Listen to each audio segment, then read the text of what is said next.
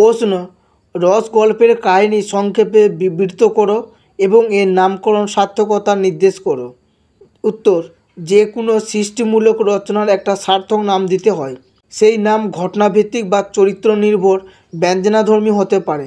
ছোট গল্পের ক্ষেত্রে ব্যঞ্জনাধর্মী বা তাৎপর্য নির্দেশক নামকরণই বেশি ব্যবহৃত হয়।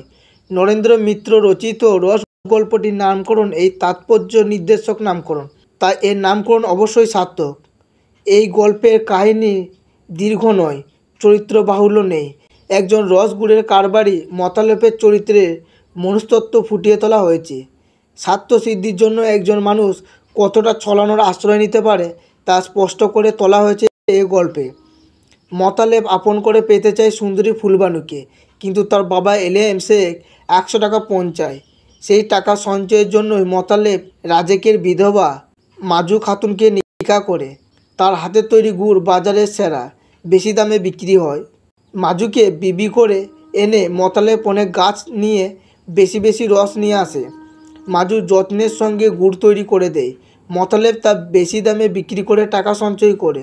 তারপর রসের শেষ দেয় মাজুর নামে মিথ্যা অপবাদ দিয়ে তাড়িয়ে দেয় তালাক দিয়ে। তারপর নিকাহ করে আনে ফুলবানুকে। পছন্দের পাত্রী সুন্দরী ফুলবানুর সঙ্গে রসের কথা, প্রেমের কথা, সোহাগের কথা বলে কাটানো যায়, কিন্তু বেশি দিন সংসার করা যায় না, কারণ তার কোনো গুণ নেই।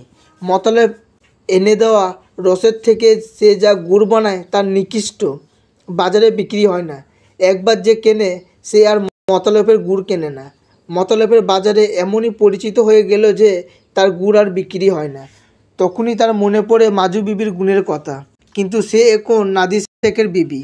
তাই নিজের দুরবস্থার কথা মাজুকে জানাবার জন্য সে নাদির শেখের সঙ্গে ভাব জমিয়ে অবিকৃত গুড় উপহার দেয়। তারপর একদিন 2 ভাঁড় রস নিয়ে নাদির শেখের বাড়িতে হাজির। খাওয়াতে নয়, সে 2 ভালো গুড় তৈরি করিয়ে নিয়ে বাজারে বেচে বদনাম ঘটাতে। গল্পের বিষয়ের মধ্যে খেজুর রস মুখ্য ভূমিকা নিয়েছে। শুধু এ কারণেই যে রস সার্থক তা নয়, সৃষ্টিধর্মী সাহিত্যের বস্তুধর্মী নামকরণ সার্থক হয় না। এখানে রস কথাটির মধ্য দিয়ে আর একটি অর্থের ইঙ্গিত দেওয়া হয়েছে, সেটি জীবন রস। গল্পের নায়ক মতালেব পেতে চেয়েছিল সুন্দরী ফুলবানুর সাহচর্য ও প্রণয়, কিন্তু আর্থিক সঙ্গতি না থাকায় সেটা সম্ভব হচ্ছিল না। মতালেব ফুলবানুর প্রণয় রস, দাম্পত্য সুখ, জীবন রস আস্বাদন করার জন্য একটা ভয়ঙ্কর ঘৃণ্য ছলনার আশ্রয় নিয়েছে।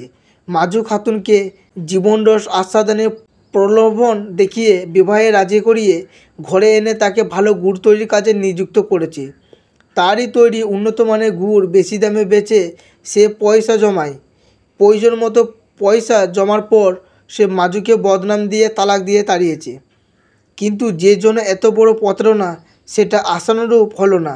ফুলবানুর সঙ্গে মিলন হলেও তা বেশি দিন প্রণয় রসরিক্ত থাকলো না। রসের মরশুম আসতেই খেজুরের রস ঘরে পৌঁছাতে মতালেব ফুলবানুর প্রণয় রস শুকাতে শুরু করেছিল। কারণ ফুলবানুর রূপ যৌবন যতই থাক, গুণ ছিল না। খেজুর রসকে ভালো গুড়ে পরিণত করার দক্ষতা তার না থাকায় মতালেবের বদনাম ও লোকসান বাড়তে লাগলো। তাই তার জীবন নিরস হয়ে উঠল। এদিক থেকে রস আর জীবন রসই যে এ গল্পের অবলম্বন তা বোঝা যায়। তাই রস নামকরণ এ গল্পের বিষয় এবং তাৎপর্যের দিক থেকে খুবই সার্থক হয়েছে।